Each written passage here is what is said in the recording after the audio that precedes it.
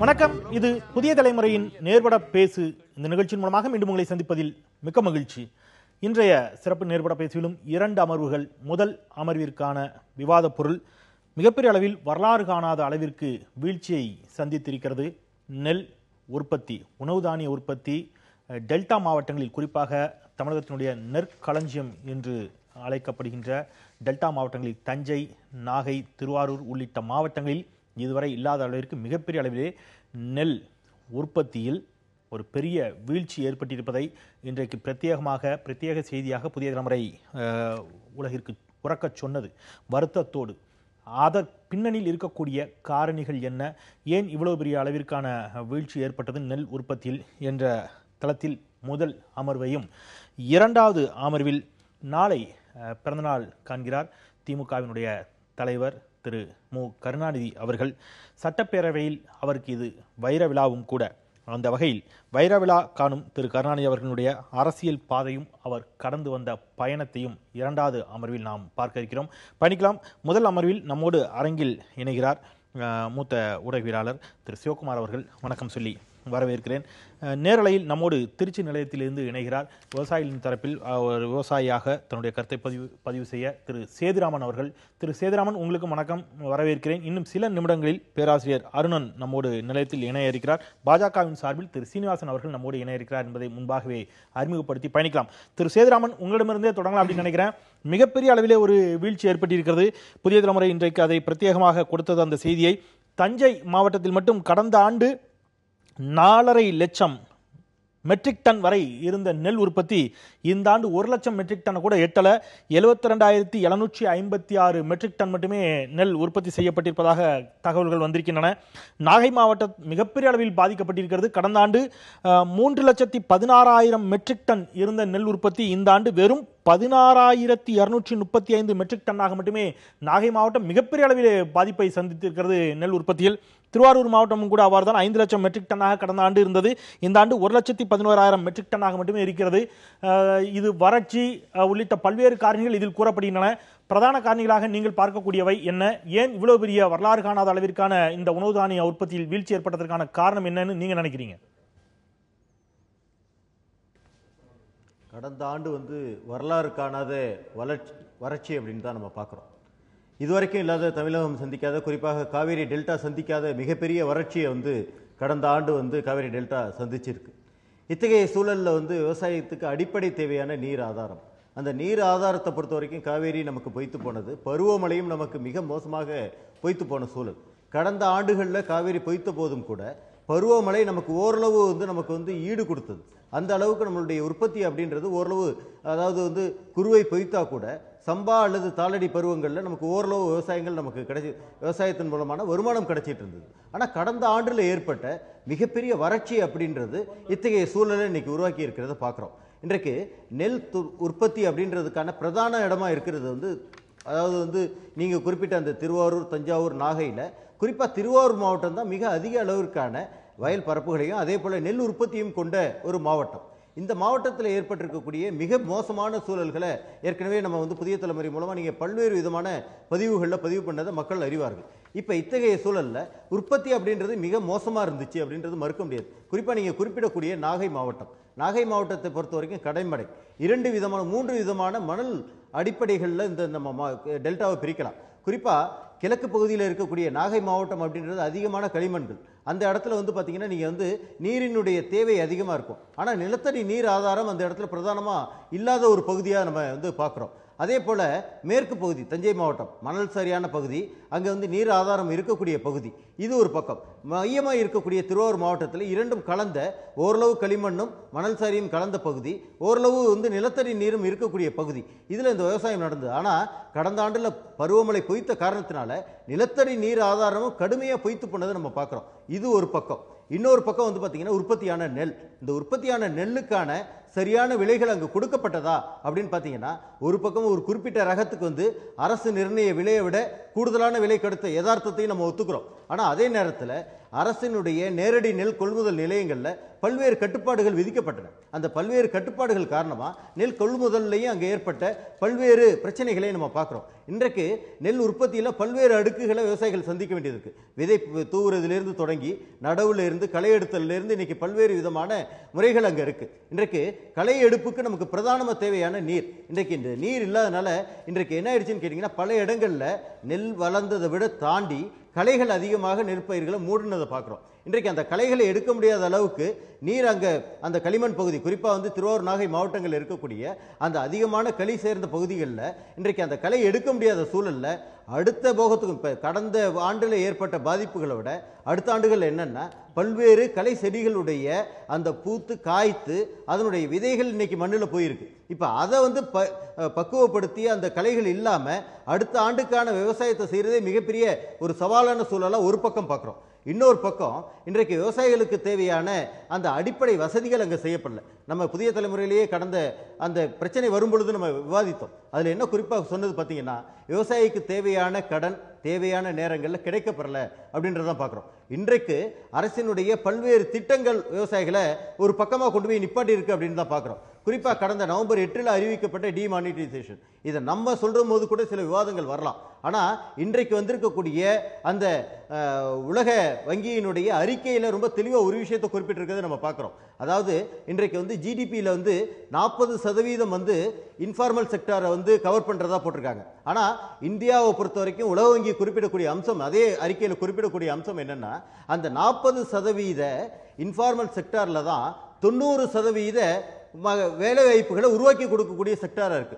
இன்றைக்கு அந்த டிமானிட்டைசேஷனோட ஒரு பக்கம் என்ன ஆயிடுச்சு அப்படின்னு பார்த்தீங்கன்னா, இன்றைக்கு அவங்களுக்கு பணப்புழக்கம் இல்லாம அன்றன்ற தேவைக்கான களையெடுப்புக்கு அல்லது வந்து ஒரு காரணங்களை நீங்க சுட்டிக்காட்டுறீங்க. மழை பொய்த்து போனதில் தொடங்கி கர்நாடகம் காவிரி தண்ணீரை தர மறுத்ததில் தொடங்கி டிமானிட்டைசேஷன் உள்ளிட்ட பல்வேறு காரணிகளை நீங்க தொடக்க சுற்றுல சுற்றி காட்டியிருக்கிறீங்க. நம்ம இன்னும் கூட தொடர்ந்து பேசலாம். இணைந்திருங்கள். நம்மோடு திரு அருணன் அவர்களும் இணைந்திருக்கிறார். வணக்கம் சொல்லி வரவேற்று அவரிடமிருந்து தொடங்கலாம் அப்படின்னு நினைக்கிறேன். இதற்கான பிரதான காரணிகளாக நான் மிகப்பெரிய வரலாறு காணாத சரிவை சந்தித்திருக்கிறது புதிய தலைமுறை. இன்றைக்கு அந்த செய்தியை கொடுத்ததில் பலரும் அதிர்ச்சியோடு அதை தொடர்பு கொண்டு கேட்டாங்க. இவ்வளவு பெரிய வீழ்ச்சி அப்படிங்கிறது 90 விழுக்காடு அப்படிங்கிறது ஒரு மிகப்பெரிய வீழ்ச்சியாக தான் பார்க்கப்படுகிறது. நான் மிக குறிப்பாக அவரிடம் கேட்ட கேள்வி, நாகை மாவட்டத்தில் 3,16,000 மெட்ரிக் டன் உற்பத்தியான இடத்துல வெறும் 16,000 மெட்ரிக் டன் தான் அப்படின்னு சொல்றது வந்து மிகப்பெரிய ஒரு சரிவு அப்படின்னு சொல்லலாம். உங்களுடைய பார்வையில் இதற்கான பிரதான காரணிகளாக நீங்க நினைக்கிறது? நீங்க கொடுத்திருக்கிற இந்த புள்ளி விவரத்தை பார்க்கும் பொழுது இந்த ஆண்டு நெல் உற்பத்தியே காவேரி டெல்டா பகுதியில் நடக்கலைன்னு தான் அர்த்தம். இது ஏன்னா இப்போ தஞ்சை மாவட்டம்னா 4.5 லட்சம் மெட்ரிக் டன்னு, ஆனால் நடந்தது வந்து 72,000 சொச்சம் தான். அதே மாதிரி நாகை மாவட்டம் நீங்கள் சொன்னது போல் 3 லட்சத்தி சொச்சம் எங்கே வெறும் 16,000 எங்கே. திருவாரூர் மாவட்டம் 5 லட்சம் மெட்ரிக் டன் எங்கே வெறும் 1 லட்சம் மெட்ரிக் டன் எங்கே. அப்படி என்றால் இது மிகப்பெரிய சரிவு வீழ்ச்சி. பொதுவாக மேற்கு வங்கத்திலும் தமிழ்நாட்டிலும் நெல் உற்பத்தி என்பது கூடிக்கொண்டே தான் சென்றது. இந்த 2 மாநிலங்கள் நீங்கள் கவனிச்சிங்கன்னா, தமிழ்நாடு இன்றைக்கு அதல பாதாளத்தில் வீழ்ந்து கிடக்கிறது.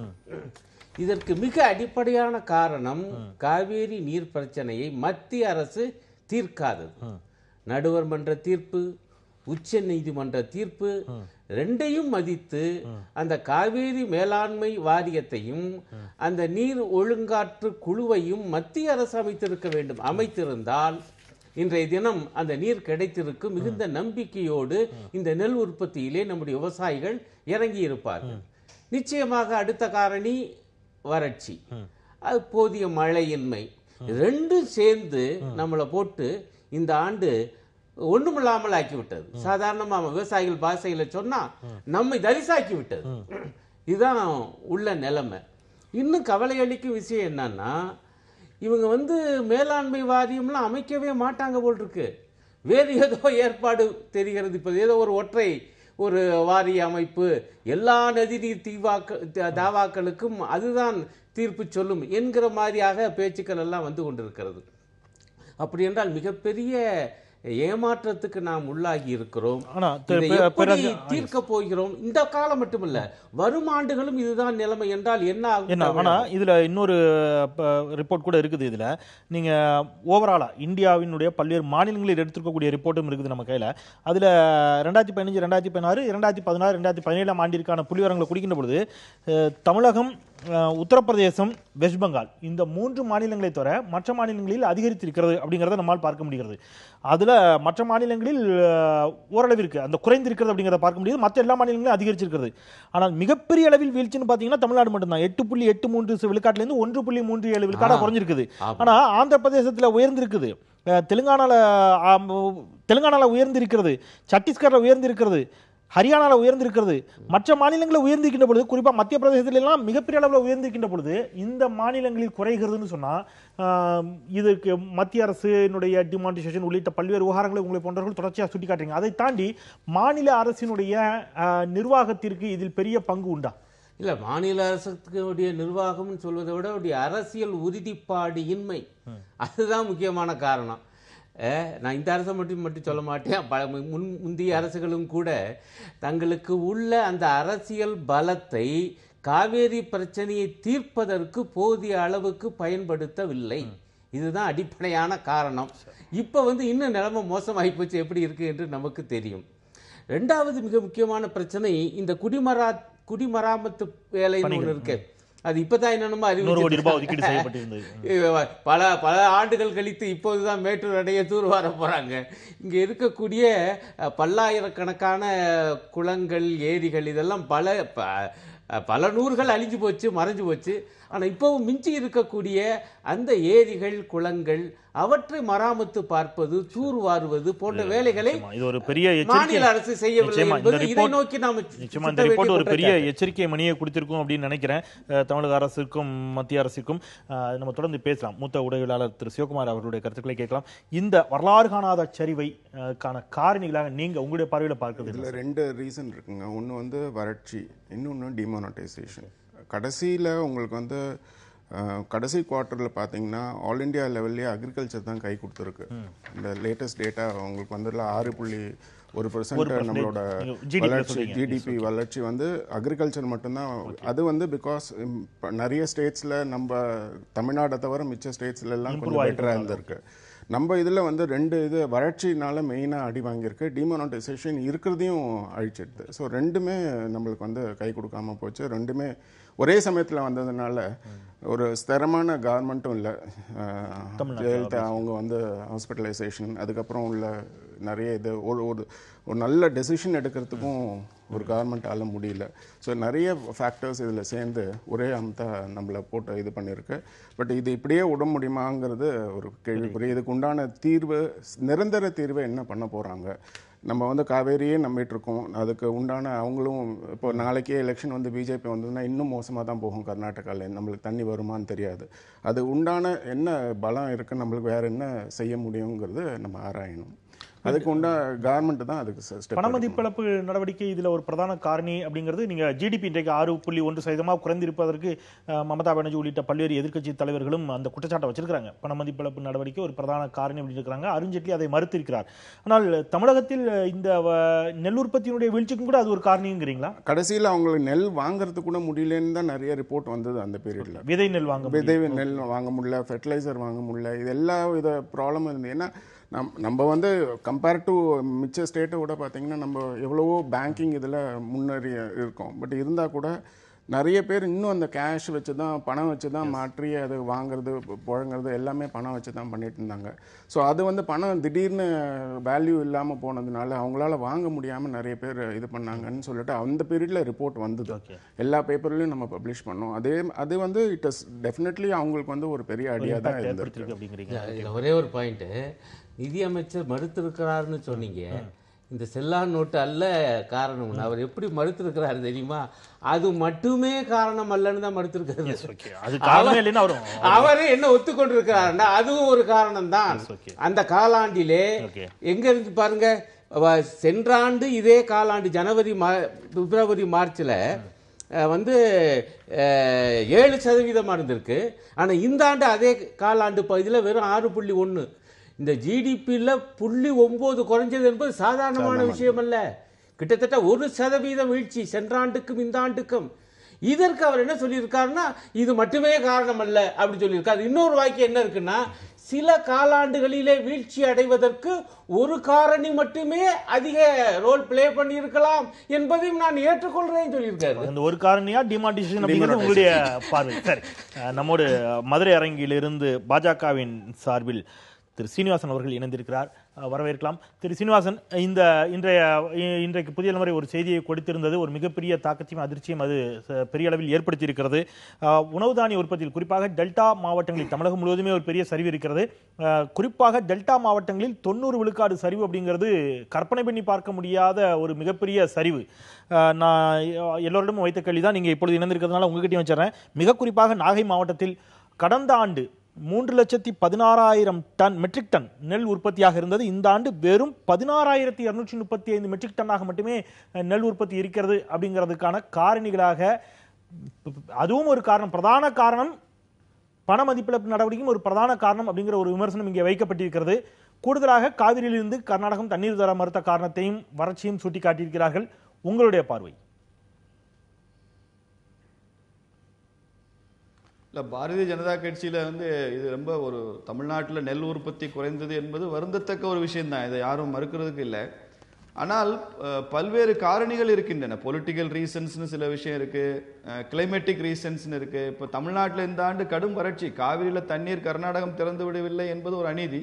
ஆனால் அதையும் தாண்டி தமிழகத்தில் இயற்கையாகவே பெய்ய வேண்டிய மழையும் பொய்த்து போயிருக்கிறது என்பதும், வடகிழக்கு பருவமழை பொய்த்து விட்டது என்பதும் இந்த நெல் உற்பத்தி குறைந்ததற்கு ஒரு காரணம்.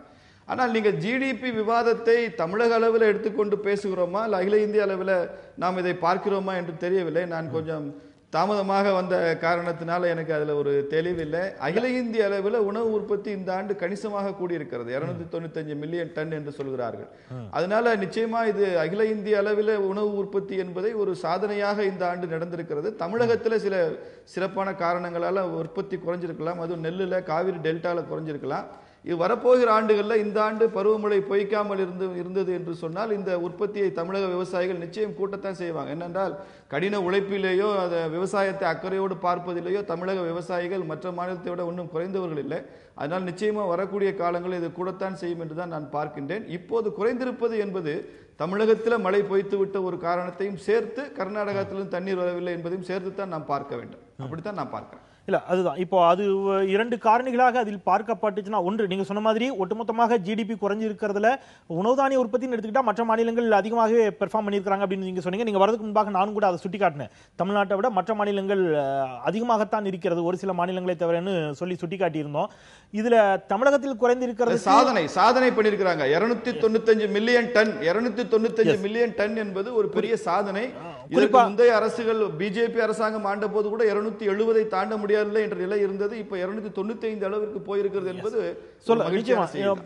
பஞ்சாப் போன்ற மாநிலங்களில் 93.50 விழுக்காட்டுல இருந்து 110 விழுக்காடு அளவிற்கு அது போயிருக்குது. அப்படிங்கறதெல்லாம் லட்சம் டன் அப்படிங்கறதெல்லாம் ஒரு பெரிய முன்னேற்றம் தான், அதுல மாற்றுக்கருத்து இல்லை.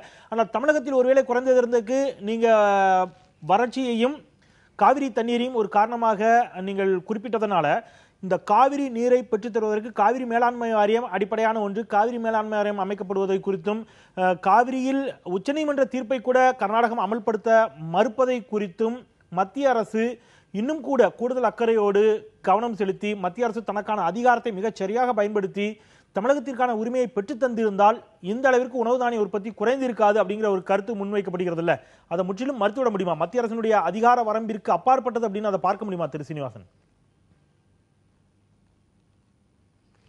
காவிரி மேலாண்மை வாரியம் அமைக்க வேண்டும் என்ற கருத்தை பாரதிய ஜனதா கட்சியோ மத்திய அரசோ எங்கேயுமே மறுக்கலைங்க. இன்னும் சொல்ல போனா தமிழக அரசாங்கம் தொடர்ந்த வழக்கில் நீதிபதி அவர்கள் நீங்கள் மேலாண்மை வாரியம் அமைக்க வேண்டும் என்று சொல்கிறார்கள். அதற்கப்புறமா அது ஏற்கனவே ஒரு வழக்கு இருக்கிறது என்பதை பாரதிய ஜனதா கட்சி அரசாங்கம் சொன்ன பின்பு அதை நீதிமன்றம் ஏற்றுக்கொண்டிருக்கிறது. ஒரு சின்ன குறுக்கீடு தான் திரு சீனிவாசன், காவிரி மேலாண்மை வாரியம் அமைப்பது குறித்த ஒரு சின்ன குறுக்கீடு தான் திரு சீனிவாசன். காவிரி மேலாண்மை வாரியத்தை தாண்டி மத்திய அரசு இப்பொழுது வேறொரு விஷயத்தை முன் வச்சிருக்கிறாங்க. ஒட்டுமொத்தமாகவே நதிநீர் பிரச்சனைகளுக்கு முழுவதும் இந்தியா முழுவதும் இருக்கக்கூடிய அனைத்து நதிநீர் பிரச்சனைகளுக்கும் சேர்த்து ஒரே விதமான ஒரு போர்டு அப்படிங்கிற ஒரு கருத்தை முன்வைக்கப்பட்டிருக்கிறது. அதை இங்கே இருக்கக்கூடிய விவசாயிகள் கடுமையாக எதிர்க்கிறார்கள் அப்படிங்கறதை நான் சுட்டிக்காட்ட விரும்புறேன். யார் எதிர்க்கிறா? விவசாயிகள் யாரும் எதிர்க்கவில்லை. இங்க இருக்கக்கூடிய பொலிட்டிக்கலி மோட்டிவேட்டடா இருக்கிற விவசாயிகள் எதிர்க்கலாம். நீங்க உடனே எல்லாவற்றையுமே ஒட்டுமொத்தமா விவசாயிகள் எதிர்க்கிறாங்கன்னு சொல்லாதீங்க. ஒரு ஆளும் கட்சி ஒரு விஷயத்தை முன்வைக்கும் போதே அதுல எதிர்க்கட்சி சார்ந்த சிந்தனை உள்ளவர்கள் நாங்கள் எதிர்க்கிறோம் என்றுதான் சொல்வார்கள். அது விவசாயிகளுடைய எதிர்ப்பாக நான் நிச்சயம் பார்க்கவில்லை. தமிழகத்திற்கும் கர்நாடகத்திற்கும் மாத்திரம் நதிநீர் தாவா இருக்கிறது என்று நான் பார்க்கவில்லை. காவிரி மேலாண்மை வாரியத்தை தாண்டி ஒரே விதமான ஒரு போர்டை நோக்கி மத்திய அரசு நகர தொடங்கி இருக்கிறது அப்படிங்கிறதுக்காக நான் சுட்டி காட்டுறேன். நீங்க காவிரி மேலாண்மை வாரியம் அமைப்பதில் மத்திய அரசுக்கு உடன்பாடு அப்படின்னு சொன்ன கருத்து தவறில்லை. காவிரி மேலாண்மை வாரியம் என்பது தமிழ்நாட்டிற்கும் கர்நாடகத்திற்கும் இடையில் உள்ள பிரச்சனையை தீர்ப்பதற்காக மாத்திரம் தான். ஆனால் நாடு முழுக்க இருக்கு. பஞ்சாபுக்கும் ஹரியானாவுக்கும் நதிநீர் தாவா இருக்கு, டெல்லிக்கும் ஹரியானாவுக்கும் இருக்கிறது, வங்காளத்தில் இருக்கிறது, பீகார்ல இருக்கிறது, தெலுங்கானாவுக்கும் ஆந்திராவுக்குமே நதிநீர் தாவா நிறைய இருக்கிறது. அதனால இதெல்லாம் தீர்க்க வேண்டும் என்று சொன்னால் ஒட்டுமொத்தமான ஒரு தேசிய அளவிலான சிந்தனை தேவை. காந்திய பொருளாதார நிபுணர் ஜேசி குமரப்பா என்ற ஒரு பொருளாதார நிபுணர் இருந்தார். அவரு மாநிலங்கள் பிரிக்கும் போது அவர் வித்தியாசமான ஒரு கருத்தை முன்வைத்தார். மொழிவாரியாக மாநிலம் பிரிக்காதீங்க, இதுல பிரச்சனை வரும், நதி ரீதியாக மாநிலம் பிரியுங்கள், காவிரி மாநிலம், வைகை மாநிலம், அந்த மாதிரி பிரியுங்கன்னு சொன்னார். அது எந்த அளவு சாத்தியம் என்று எனக்கு தெரியவில்லை. நிச்சயமாக நதிகள் இப்ப சமீப காலத்துல ஒரு 20 ஆண்டு காலத்துல தண்ணீர் பற்றாக்குறை ஏற்பட்ட பின்பு நதிகளால ஒரு பிரச்சனை உருவாகி இருக்கிறது என்பது உண்மை. இதை ஒரு தேசிய அணுகுமுறை தான் கூட. நம்ம நாட்டில் தேசிய நீரோட்டம் வேண்டும் என்று சொல்கிறோம், நீரோட்டத்திலும் தேசியம் வேண்டும் என்று சொல்கிறது பாரதிய ஜனதா கட்சி. நல்லது ஸ்ரீனிவாசன், ஒரு சிறிய இடைவெளிக்கு பிறகு அந்த இடத்திலிருந்து நம்ம தொடரலாம். சேதுராமன் அவர்கள் ஒருவேளை உங்களுடைய கருத்துக்களில் ஏதேனும் மாறுபடக்கூடும் அப்படின்னு நினைக்கிறேன். இந்த காவிரி மேலாண்மை வாரியம், காவிரி நீர் வராததும் கூட தமிழகத்தில் டெல்டா மாவட்டங்களில் மிகப்பெரிய அளவில் உணவு தானிய உற்பத்தி வீழ்ச்சி அடைந்ததற்கான ஒரு பிரதான காரணிகளாக இருக்கின்றனவா? மத்திய மாநில அரசுகள் என்ன செய்ய போகின்றன? நேர்பட பேசலாம் சிறிய இடைவேளைக்கு பிறகு.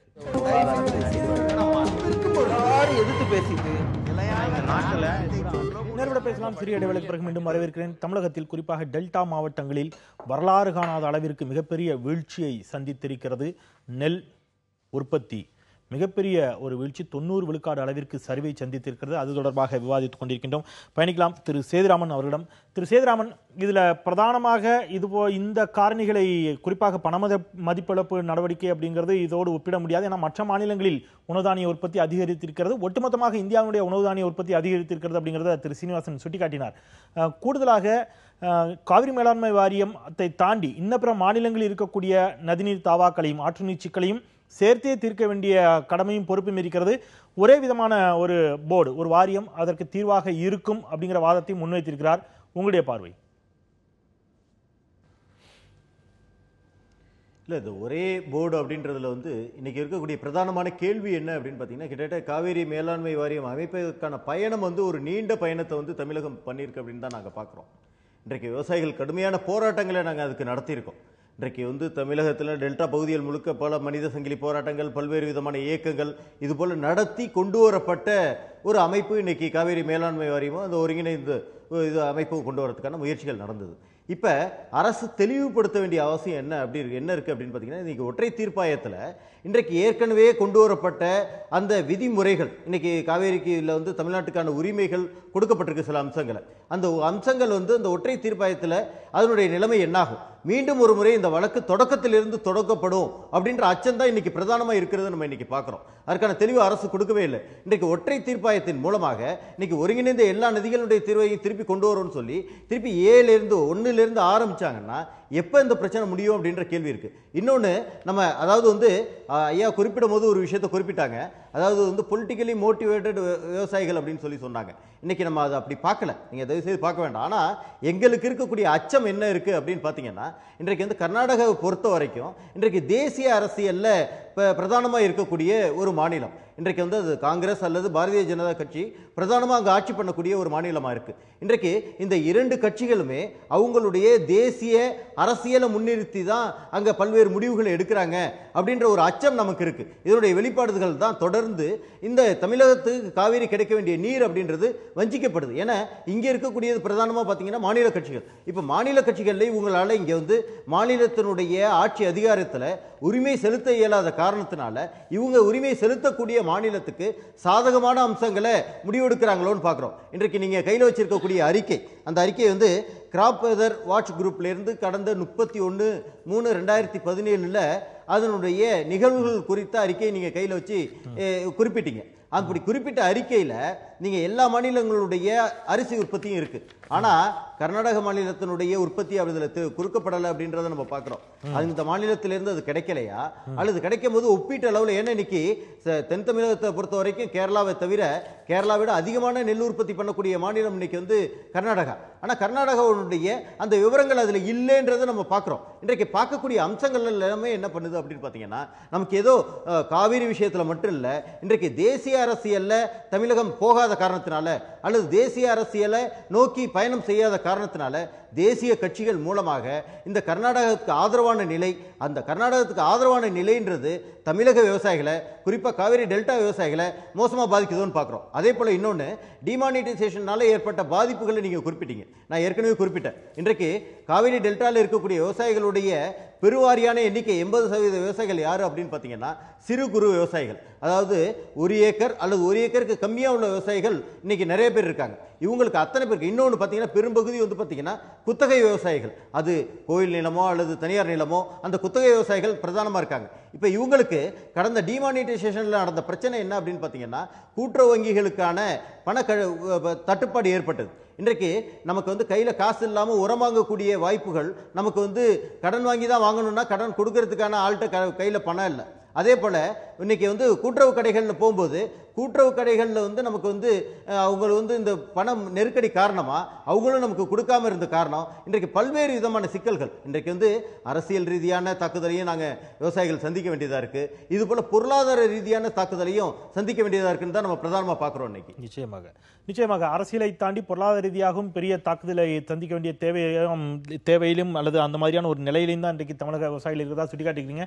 நான் அருணனோடம் சிலர் முன்பாக மீண்டும் சீனிவாசன் வந்துட்டே வந்துடுறேன். திரு சீனிவாசன், அவர் சுட்டிக்காட்டியிருக்கக்கூடிய 2 விஷயங்கள், அந்த அறிக்கையில ஏன் கர்நாடகம் இடம்பெறவில்லை அப்படிங்கிற ஒரு கேள்வியை ஒன்றை முன்வைத்திருக்கிறார்.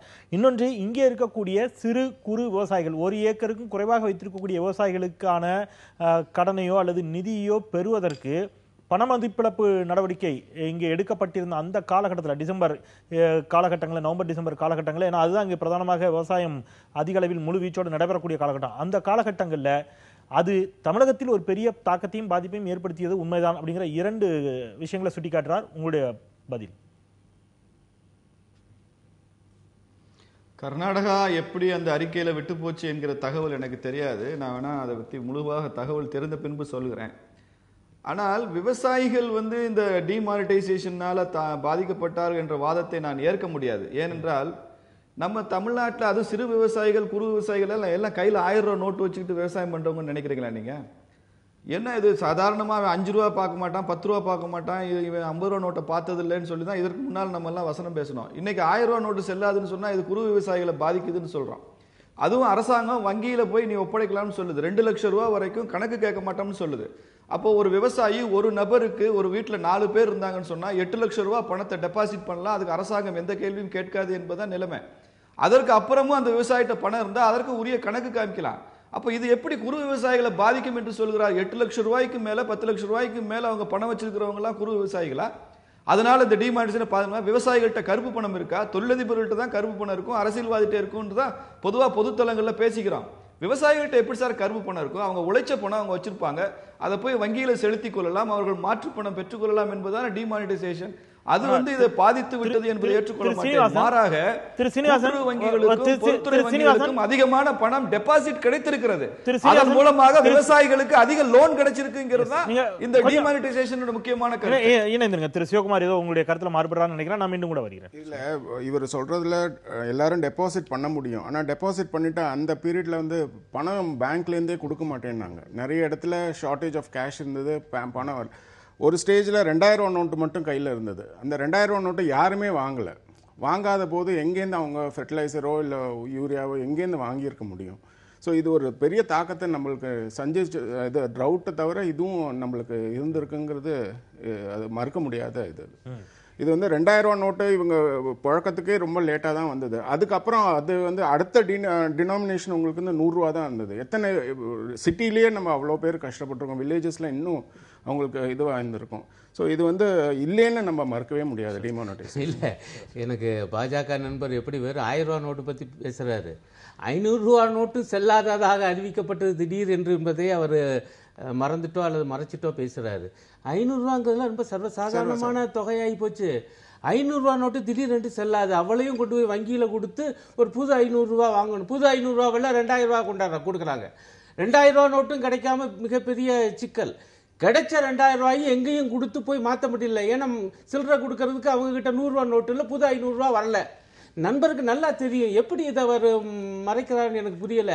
அதுவும் ஏழை விவசாயிகள்கிட்ட நிச்சயமாக ரூபா கருப்பு பணம் கிடையாது, நான் ஏற்றுக்கொள்கிறேன். நிச்சயமாக அவங்ககிட்ட பெரிய அளவுக்கு பணம் இல்லை. இருந்த தொகை என்பது பெரும்பாலும் 100 ரூபா, நிச்சயம் 500 ரூபாயும் இருக்குது. ஆனால் 500 ரூபாய் செல்லாது என அறிவித்த பிறகு அவங்க மிகப்பெரிய சிக்கல். இன்னொரு மிக முக்கியமான பிரச்சனை, ஒன்று புது ரூபா நோட்டு வரல, அது கிடைக்கல. ரெண்டாவது கூட்டுறவு வங்கிகளில், அதான் மிக முக்கியம், கிராமப்புற கூட்டுறவு வங்கிகளில் இந்த பணத்தை கொடுத்து மாற்றக்கூடாது என்று அறிவித்தது இவர்களுடைய அரசு. கடைசி வரைக்கும் அங்கே போக முடியல. எங்க எவ்வளவு கூட்டுறவு வங்கிகள், கூட்டுறவு சொசைட்டிகள், எவ்வளவு பெரிய சிக்கல். அப்ப எப்படி விதை வாங்குவாங்க, எப்படி அவங்க உரம் வாங்குவாங்க? ஆகவேதான் அதுவும் மிக முக்கியமான ஒரு காரணம், இந்த நெல் உற்பத்தி இல்லாமல் போனது. குறைஞ்சதுன்னே சொல்ல மாட்டேன். இன்னும் ஒரு பாயிண்ட் சொல்லி நான் முடிச்சுக்கிறேன். காவேரி பிரச்சனை ரொம்ப சர்வசாதாரணமாக நண்பர் பேசினாரு. அவங்க ஆமா கர்நாடகா தண்ணி தராம போச்சுன்னு. கர்நாடகா தண்ணி தராதுன்னு எல்லாருக்கும் தெரியும். நாட்டில் ஒவ்வொரு மாநிலமும் அதோடைய இதைத்தான் பேசுது. இதுல உறுதியான நிலைப்பாடை எடுத்திருக்க வேண்டியது மோடி அரசு, மத்திய பாஜக அரசு. நீதிமன்றத்தை பத்தி பேசினார். நீதிமன்றம் மிக தெளிவாக சொல்லிருச்சு, எந்த தடையும் இல்லை. காவேரி மேலாண்மை வாரியத்தை மத்திய அரசு அமைப்பதற்கு இந்த நீதிமன்றம் எங்கேயும் குறுக்கே இல்லை என்று மிக தெளிவா சொல்லியிருக்கு. அப்படியும் இவர்கள் அமைக்க மறுக்கிறார்கள். இப்ப ஒற்றை வாரியம்னு வந்துகிட்டு இருக்காங்க, தீர்ப்பாயம்னு. அதை பற்றி நண்பர் நல்லா சொல்லிட்டாரு, அதுக்கு அவர் தான் பதில் சொல்லணும். சரி, ஒரு சிறிய இடைவெளிக்கு பிறகு நான் இன்னும் உங்களுடைய கருத்தை சிறிய இடைவெளிக்கு பிறகு கேட்டு வருகிறேன். ஒரு சிறிய இடைவெளிக்கு பிறகு நேர்பட பேசலாம். இணைந்திருங்கள். எதிர்த்து பேசிட்டு நேர்பட பேசலாம். டெல்டா மாவட்டங்களில் மட்டுமின்றி ஒட்டுமொத்தமாக தமிழகத்தில் வரலாறு காணாத அளவிற்கு நெல் உற்பத்தி சரிவை சந்தித்திருக்கிறது. அது தொடர்பாக விவாதித்துக் கொண்டிருக்கிறோம். திரு சிவகுமார், ஏதோ சொல்ல முற்பட்டீங்க. கடன் ஒன்றும் இல்லை, இவர் ஸ்ரீனிவாசன் சொல்றாரு 1000 500ங்கிறது. ஒரு 100 நாள் வேலை செய்கிற ஒரு ஆளுக்கே 500 ரூபாய்க்கு மேலே தான். அவர்கிட்ட அந்த பைசா இல்லாமல் இருந்திருக்காது. அதனால இது வந்து டெஃபினட்டாக இந்த டிமானிட்டைசேஷன் இஸ் ஹிட் தான் சொல்ல முடியும், அஃபெக்ட் பண்ணியிருக்கு அவங்கள. அதோட இந்த வறட்சி இன்னும் ஜாஸ்தியாகவே போயிருக்கு. ஸோ மிச்ச மாநிலத்தில் கொஞ்சம் தேத்தினா கூட நம்மளால அது பண்ண முடியாமல் போச்சு. அது ஒரு மெயின் ரீசனாக இவர் மறுக்க முடியாதுங்கிறது. ஓகே, நீங்கள் இப்போ தொடர்ச்சியாக வைக்கிறீங்க. பட் இதில் மற்ற மாநிலங்களில் பண மதிப்பிழப்பு நடவடிக்கை எந்த தாக்கத்தையும் ஏற்படுத்தலன்னு எடுத்துக்க முடியுமா விவசாயத்தில்? ஏன்னா மற்ற மாநிலங்கள் பெட்டராக பெர்ஃபார்ம் பண்ணியிருக்காங்கல்ல. சில மாநிலங்கள் பண்ணியிருக்காங்க சார், நான் இல்லைங்களே. பட் அங்கே வாட்டரும் இருந்திருக்கு. நான் தான் சொல்கிறேன், ரெண்டுமே நம்ம. பட் இது வந்து எக்ஸ்ட்ராவா நம்மளுக்கு அடி வாங்கியிருக்கோம் நம்ம. இது வந்து நீங்கள் அருண் ஒரு வாதத்தை வைத்திருந்தார். நான் ஒரு கேள்வி கேட்டு நான் அவர்கிட்ட நகர்றேன். சீனிவாசன்ட்ட, கூட்டுறவு வங்கிகளில் பணம் வந்து மாற்ற அனுமதிக்கலை மத்திய அரசு சொன்னீங்க. கூட்டுறவு வங்கிகளில் பணம் மாற்ற அனுமதித்தால் அது மிகப்பெரிய அளவில் ஊழலுக்கு வழிவகுக்கும், அல்லது மீண்டும் கூட கருப்பு பணத்தை வெள்ளையாக மாற்ற வழிவகுக்கும் அப்படிங்கிற மாதிரியான வாதங்கள் எல்லாம் வைக்கப்பட்டது. ஏன்னா கூட்டுறவு சொசைட்டி அவங்க அரசியல்வாதிகள், இங்கே இருக்கக்கூடிய அரசியல்வாதிகள் அவர்களுக்குள்ளாகவே நடத்துகிறார்கள், அதனுடைய வரவு செலவுகளில் பல்வேறு பிரச்சனைகள் இருக்கும் அப்படிங்கிற ஒரு வாதம் வைக்கப்பட்டது. நீங்கள் அதை அனுமதிச்சிருக்கணும் அப்படின்னு சொல்றது அந்த டிமானிட்டைசேஷனுடைய நோக்கத்தையே சிதைக்கக்கூடியதாக இருக்கும் அப்படிங்கிறது தானே அவங்களுடைய வாதம். அதாவதுங்க, ஒரு 10 திருடர்கள் வந்து உள்ளே வந்துடுவாங்க அப்படிங்கிற காரணத்தினால 1,00,000 பேர் கூடி ஒரு திருவிழாவுக்கு போகக்கூடாதுன்னு சொல்கிற மாதிரி இருக்குது. நான் மறுக்கல உங்களுடைய வாதத்தை, அப்படி நடக்கக்கூடாது. நீங்கள் வெளிப்போடு இருந்து அது எப்படி தடுக்கிறதுன்னு பாருங்கள். உங்கள் கையில் தான் ஏகப்பட்ட துறைகள் வச்சுருக்கீங்க. நீங்கள் தான் நினச்சா வருமான வரி ரைடு நடக்குது, அப்புறம் என்ஃபோர்ஸ்மெண்ட் அத்தாரிட்டி வச்சுருக்கீங்க, என்னென்னமோ வச்சுருக்கீங்களே. இதே மாநிலத்தை சார்ந்த அரசியல் தலைவர்கள் அல்லது ஆட்சியாளர்கள் அப்படின்னா அவங்கள தடை பண்ணுங்க.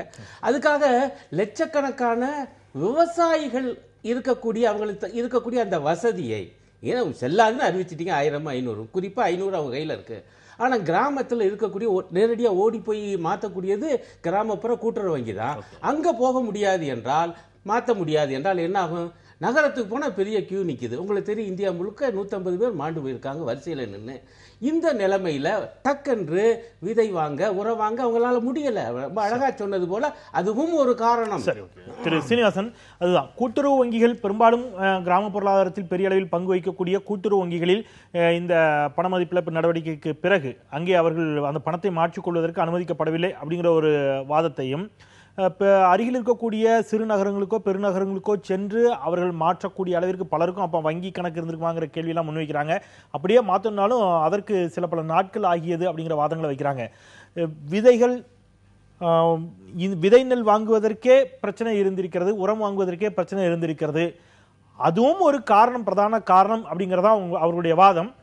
அதுவும் ஒரு பிரதான காரணம் அப்படிங்கிறத நீங்க முற்றிலும் தவிர்த்து விட முடியுமா, முற்றிலும் மறுத்து விட முடியுமா திரு சீனிவாசன்? முற்றிலும் மறுக்கிறேனா? இந்த வாதத்தை எத்தனை முறை சொன்னாலும் நான் மறுப்பேன். என்ன காரணம்னா, நீங்களே குறிப்பிட்டீங்க, மற்ற மாநிலங்களெல்லாம் விவசாய உற்பத்தி குறையவில்லை என்பது மாத்திரமில்லை, பல மடங்கு கூடி இருக்கிறது டிமானிட்டைசேஷனுக்கு அப்புறமா. நீங்களே பட்டியலிட்ட பல மாநிலங்களை சொல்லுகிறேன்னா, தமிழகத்தில் மாத்திரம் டிமானிட்டைசேஷனால விவசாய உற்பத்தி குறைந்தது என்ற வாதத்தை நான் ஏற்றுக்கொள்ள மாட்டேன். ஒன்று. இரண்டாவது விஷயம், விவசாயிகள் தங்கள் வாழ்வாதாரம் பாதிக்கப்பட்ட அடுத்த நிமிஷம் தெருவுக்கு வந்து போராடுவாங்க. அந்த போராட்டத்தில் நியாயம் இருக்கலாம், நியாயம் இல்லாமல் இருக்கலாம் என்பதை பற்றிலாம் அவங்க கவலைப்பட மாட்டாங்க, உடனே போராட்டத்துக்கு வருவாங்க. இந்தியாவில் இவ்வளவு எதிர்க்கட்சிகள் டிமானிட்டைசேஷனை பற்றி இவ்வளவு குறை சொல்லியும் கூட, ஊடகங்களில் இதை பற்றிய விவாதங்கள் 2 மாதம் தொடர்ந்து நடந்தாலும் கூட, நீதிமன்றங்களிலே கூட புரட்சி வெடிக்கும், கலகம் வெடிக்கும் என்றெல்லாம் சொல்ல ஒரு கருத்து வந்த போதும் கூட, இந்தியாவில் எங்கேயுமே டிமானிட்டைசேஷன் எதிர்த்து ஒரு சின்ன போராட்டம் கூட பொதுமக்கள் நடத்தவில்லை, விவசாயிகள் நடத்தவில்லை என்று சொன்னால், விவசாயிகள் இதை வரவேற்கிறார்கள், இதனால் அவருக்கு எந்த பிரச்சனையும் இல்லை என்றுதான் அர்த்தம். ஒரு ஹைட்ரோ கார்பன் திட்டத்திற்கு இன்னைக்கு 90வது நாளா போராடி கொண்டிருக்கிற விவசாயிகள் டிமானிட்டைசேஷன்ல பாதிக்கப்பட்டிருந்தாங்கன்னா மறுநாளே வந்து பஸ் மறிச்சிருப்பாங்க. கூடுதலா ஒரு கேள்வி முன்வைக்கிறேன், அதனால இது வந்து அவருக்கு பலன் தருகிறது என்கிற வாதத்தை தான் நான் பார்க்கிறேன். திரு சீனிவாசன், ஒரு கேள்வி வைக்கிறேன். இந்த கேள்விக்குள் இருக்கக்கூடிய அர்த்தத்தை நீங்களே புரிந்து கொண்டு, அது இயல்பாக நடந்ததா அல்லது அதற்கு பின் ஏதேனும் விமர்சனங்களுக்கான காரணிகள் இருக்கிறதாங்கிறத சொல்லுங்க. ஒட்டுமொத்தமாக இன்னும் பிற மாநிலங்களில் குறைந்திருக்கக்கூடிய மாநிலங்களில் ஆந்திர பிரதேசம் குறைந்திருக்கிறது உற்பத்தியில, உணவு தானிய உற்பத்தியில 29 லட்சம் டன்லேருந்து 25 லட்சம் டன்னா குறைஞ்சிருக்கு. ஆந்திரா குறைந்திருக்கிறது, கேரளம் குறைந்திருக்கிறது, தமிழகம் மிகப்பெரிய அளவில் குறைந்திருக்கிறது, வெஸ்ட் பெங்கால் குறைந்திருக்கிறது. இது நான் குறிப்பிட்ட மாநிலங்களை பற்றிய புரிதல், அங்கே இருக்கக்கூடிய ஆட்சி, அது தென் மாநிலங்கள், இந்த மாதிரியான வாதங்களை வட மாநிலங்களை வெஸ்ட் பெங்கால் எடுத்துக்கங்க. இது ஏதேனும் பிரதான காரணிகள் இதற்குள் இருக்கிறதா? இல்ல, நிச்சயமா இல்ல. நீங்க என்ன சொல்ல வரீங்கன்னு எனக்கு புரிகிறது. இல்ல, ஆனால் இதற்கு எந்த விதமான பீகார்ல குறைஞ்சிருக்கணும், பீகார்ல குறைஞ்சிருக்கணும், ஜம்மு காஷ்மீர்ல குறைஞ்சிருக்கணும். இல்ல வந்துடுறேன், முடிச்சிடறேன். அதனால அதற்கு எதுக்கு சம்பந்தம் இருப்பதாக நான் நினைக்கவில்லை. சரி, அதனால 2 மாநிலங்களுக்கு இடையில உள்ள தீர்மானம், இப்பங்க தமிழ்நாட்டில் வெறும் வறட்சியை பத்தி மாத்திரம் பேசுறோம். இப்ப அருணன் போன்ற ரொம்ப முதிர்ந்த அரசியல்வாதிகள் கூட தமிழ்நாடு தொடர்ந்து எத்தனை ஆண்டுகளாக நீர் மேலாண்மையில இந்த அரசாங்கங்கள் தவறி இருக்கிறது என்பதை பற்றி யாராவது பேசுறோமா? இந்தியாவில் ஒரு மாநிலம், நான் பேர் சொல்ல விரும்பல, தேவைன்னா சொல்றேன், நான் இஸ்ரோவை அணுகி எங்கள் மாநிலத்தில் எத்தனை இடங்கள்ல தடுப்பணைகள் கட்டலாம் என்று இஸ்ரோல இருந்து எங்களுக்கு ஒரு சர்வே பண்ணி கொடுங்கன்னு கேட்கறாங்க. அவங்க 2000 இடத்துல பண்ணலாம் சர்வே பண்ணி கொடுத்துருக்காங்க. தமிழ்நாட்டில இருந்து ஏதாவது முயற்சி இருக்கா? இந்தியாவிலேயே மிக அதிகமாக ஏரி குளங்கள் இருக்கிற மாநிலம் தமிழகம் தான். 35,000க்கும் மேற்பட்ட ஏரிகள் குளங்கள் இருக்கின்றன. ஏன்னா இங்க ஆறுகள் எண்ணிக்கை குறைவு என்பதனால நமது முன்னோர்கள் ஏரி குளங்களை வெட்டி வச்சிருக்கிறாங்க. இந்த 35,000 ஏரிகளை தண்ணீர் தேக்கினால் ஒரு நிபுணர் சொல்கிறார், தொடர்ந்து 2-3 ஆண்டு கூட மழை இல்லைன்னா கூட பரவாயில்லைங்க, அவ்வளவு தண்ணீரை ஸ்டோர் பண்ணி வைக்கிற கெப்பாசிட்டி தமிழ்நாட்டில் இருக்குன்னு சொல்றாங்க. என்னைக்காவது தமிழ்நாட்டில் இத்தனை ஆண்டு காலமாக ஆட்சி செய்த கட்சிகள் இது மாதிரியான நீர் மேலாண்மைக்கு ஏதாவது முக்கியத்துவம் கொடுத்திருக்கிறாங்களா? வறட்சிக்கு எல்லாத்தையும் காரணம் நீங்க அரசியல் காரணங்களை மாத்திரம் எடுத்துக்கொண்டு கர்நாடகத்தின் மீது குற்றம் சொல்வதும் மத்திய அரசாங்கத்தின் மீது குற்றம் சொல்வதும் நான் ஏற்றுக்கொள்கிறேன். நாம் எங்கெல்லாம் தவறி இருக்கிறோம். தமிழ்நாட்டில் காவிரி டெல்டாவுக்கு மாத்திரம் தான் காவிரி தண்ணீர் வருது. தென் தமிழகத்துல எல்லாம் என்ன தண்ணீர் இருக்கிறது? காவிரி தண்ணீர் வரவில்லை. நிறைவு பகுதியை நெருங்கி இருக்கிறோம். திரு சேதுராமன், ஒற்றைவரில் உங்களுடைய நிறைவு கருத்து.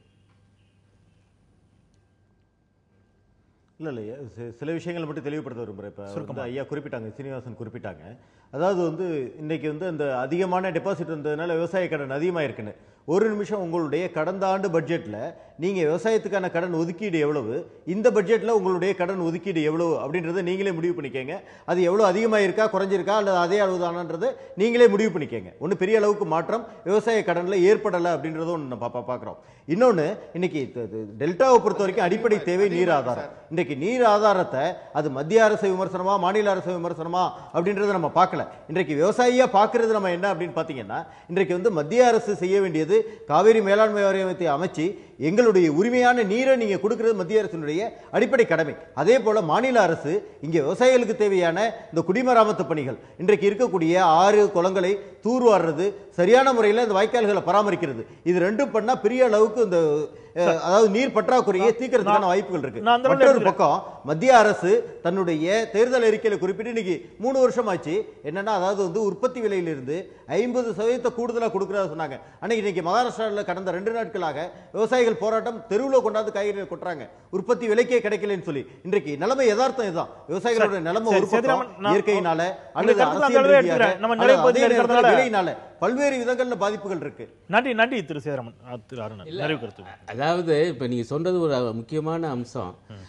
எதிர்க்கட்சிகள் ஆளுகிற மாநிலங்களில் குறிப்பாக ஆந்திரா, மேற்கு வங்கம், தமிழ்நாடு, கேரளாவில் உற்பத்தி குறைஞ்சிருக்கு, அதற்கு இந்த செல்லா நோட்டு விவகாரம் ஒரு காரணமா என்று ஒரு கேள்வி எழுப்புனீங்க.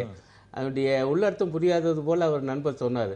என்ன ஒரு செய்தி வந்துச்சு என்றால், இவர்களுக்கு சாதகமாக இருக்கக்கூடிய, இவர்கள் ஆளக்கூடிய மாநிலங்கள் இந்த புது நோட்டுகள், கூடுதல் 100 ரூபா நோட்டுகள் விரைந்து அனுப்பப்பட்டன, இந்த மாநிலங்களுக்கு அப்படி அனுப்பப்படவில்லை என்கிற குற்றச்சாட்டு அன்றைக்கு எழுந்தது என்பதை நான் நண்பருக்கு நினைவுபடுத்துகிறேன். ஆகவே இந்த விவசாய உற்பத்தி, நெல் உற்பத்தி குறைந்ததற்கு இந்த செல்லா நோட்டும் ஒரு காரணம். ஆனால் மிக முக்கியமான காரணம் ஆரம்பத்திலிருந்தே சொல்வது போல 3 காரணங்கள். முதல் காரணம் காவேரி தீர்ப்பாயத்தை, அந்த மேலாண்மை வாரியத்தை இவர்கள் அமைக்காதது. இரண்டாவது காரணம் வறட்சி, அதற்கு போதிய நிவாரணத்தை மத்திய அரசு செய்யாதது. மூன்றாவது காரணம் நண்பர் சொன்னதை நான் ஏற்றுக்கொள்கிறேன், பாஜக நண்பர் சொன்னதிலே, இங்கே இருந்த மாநில அரசு உருப்படியாக இந்த குடிமராமத்து பணிகளை செய்யவில்லை. அவர் குறிப்பிட்டது போல் இன்னும் தடுப்பணைகள் கட்டுவது பற்றி அவர்கள் யோசிக்கவில்லை. இவ்வளவும் சேர்ந்து பார்க்க வேண்டும்.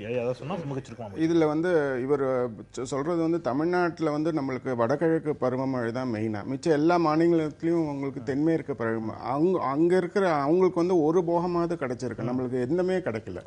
ஸோ இது ஒரு பெரிய ரீசன். இது வந்து ஜிடிபி வந்து அக்ரிகல்ச்சர் தான் ஹெல்ப் பண்ணியிருக்கு. That's because south west monsoon நிறைய இடத்துல உங்களுக்கு வந்து சக்ஸஸ்ஃபுல்லாக இருந்திருக்கு, நம்மளுக்கு ரெண்டுமே இல்லை. ஸோ இது வந்து இந்த காரணம் ரெண்டுமே நம்ம ஒத்துப்பு தான் போகணும். நீங்கள் பருவமழையில் இருக்கக்கூடிய பிரச்சனையும் சுட்டி காட்டுகிறீங்க, பண மதிப்பிழப்பு நடவடிக்கையும் சுட்டி காட்டுகிறீங்க. நன்றி. அரங்கில் இணைந்த இருவருக்கும். திரு சீனிவாசன் உங்களுக்கும் நன்றி, திரு சேதராமன் உங்களுக்கும் நன்றி. நேர்மையின் காரணமாக நான் முதல் அமர்வை இந்த அளவிலே நிறைவு செய்கின்றேன். 2வது அமர்வில் நம்முடைய விவாத பொருள் வைரவிழா காணும் திமுக தலைவர் திரு கருணாநிதி அவர்கள். அவர் கடந்து வந்த அரசியல் பாதையும் பயணமும் குறித்து விவாதிக்க இருக்கின்றோம். இணைந்திருங்கள், நேர்பட பேசலாம். சிறிய இடைவேளைக்கு பிறகு